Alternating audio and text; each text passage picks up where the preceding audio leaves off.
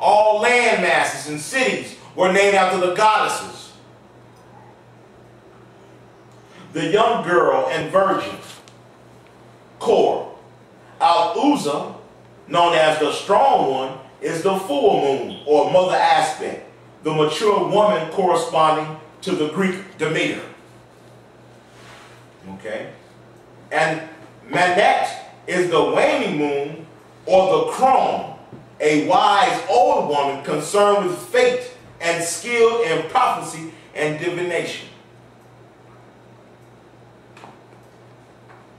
That's why if you really want to know what time it is, what's going on, you always went to a woman. She was more intuitive. She was more psychic. And she was more intuitive and psychic when she was on her menstrual cycle. And that's why women was more powerful, because they not allowed the men to take part of their secret society. That's why the title of this class was called No Dicks Allowed.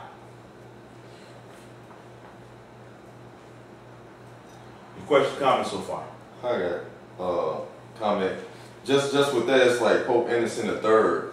His rampage was mainly at the witches or the women, the wise women, because they see that it was crazy weather patterns going on and stuff like that. So they went out to kill the women. Kill the women. Goes on to say, page 49, the goddess's sacred place with its life-giving well next to it. The life-giving well, they call it Zim. That's a womb. That's all our ancestors knew and studied was the womb. And I'm going to show you that shortly. The goddess's sacred place with its life-giving well next to it attracted pilgrims and worshippers from all over the world. The Arabic Peninsula and its neighboring regions. Here with the sacred black stone as a symbol of her yoni, and then as an oasis of life-giving waters. The goddess resides in her aspect of Earth Mother, creatrix of life, and helper of women in childbirth. Okay? To this image and focus of energies, people came to pray, to ask for offsprings and protection, and to celebrate life. It was to this place that the great patriarch Abraham came with his wife Sarah, who was barren for many years. Abraham had to come to the womb. He had to go to God. Remember the Bible said he asked God now for a child. Well, that's what God he was asking for, the womb. As I showed you all earlier on page 2. The priests, they went to pray to God. They knew who God was, but they wasn't confused.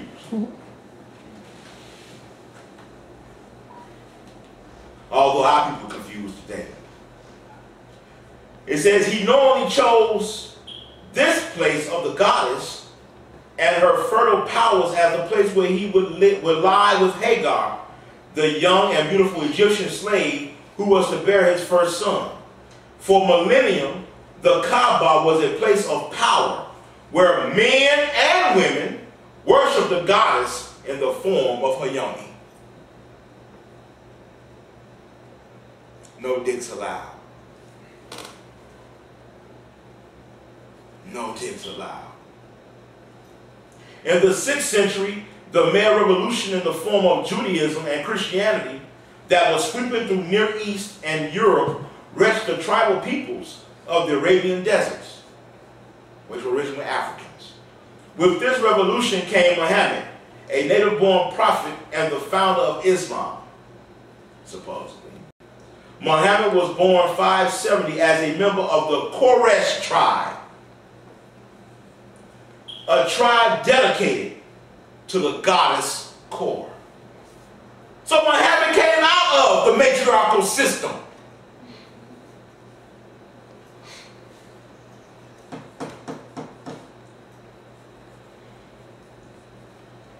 I'll read that again. Muhammad was born 570 as a member of the Quraysh tribe dedicated to the goddess Kor and the official guardians of the Kaaba.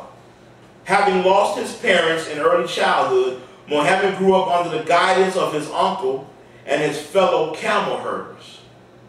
Muhammad somehow caught the attention of a rich woman who eventually employed him.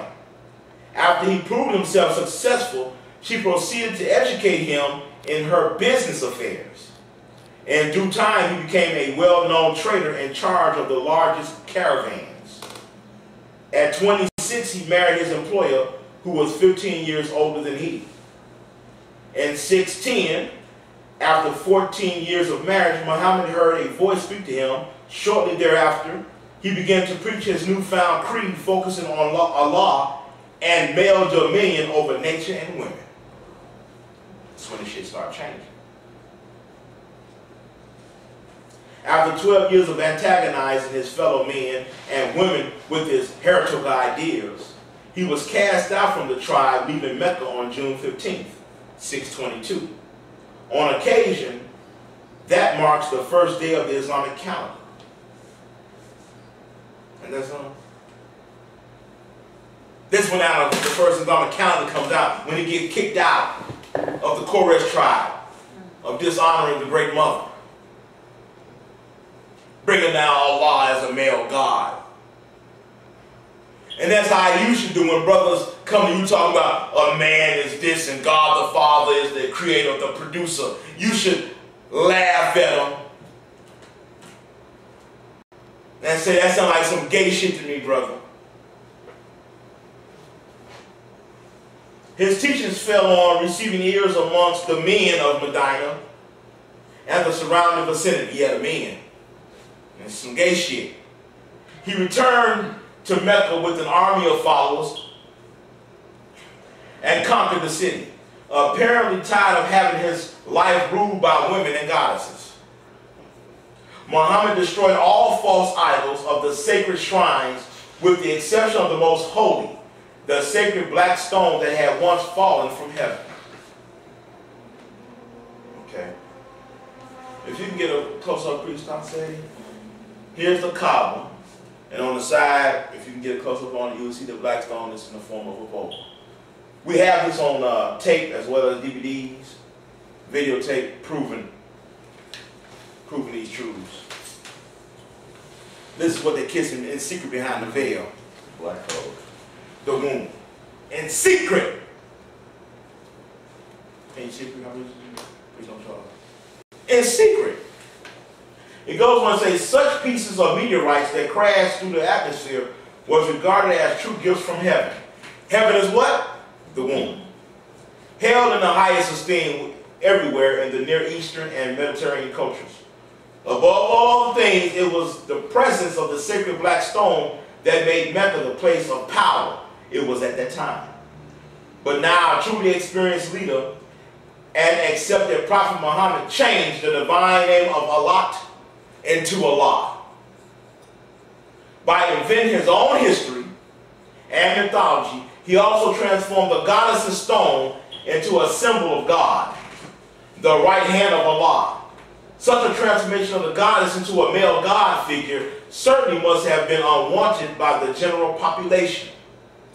That's why we still find out today, and we was taught teaching years ago, the reason why Arabia is in a desert is because they stopped honoring the goddess. And when her presence left, everything went desolate.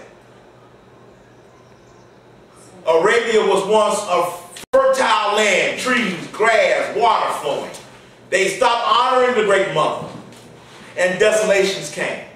The same way in the book of Jeremiah, when they was giving honor to the Queen of Heaven, burning cakes and incense unto her. Once they stopped, famine and the sword came. The Honorable Louis Farrakhan, through the teachings of the Honorable Elijah Muhammad, said that a nation that teaches a value of their women are a nation on their way up. And a nation that don't teach the value of their women are on their way down. Well, where the hell you think we're going? We're going down, down, down, fast. It says, Muhammad also devised a way to incorporate into the Islamic code and thus subjugate the three aspects of Alet.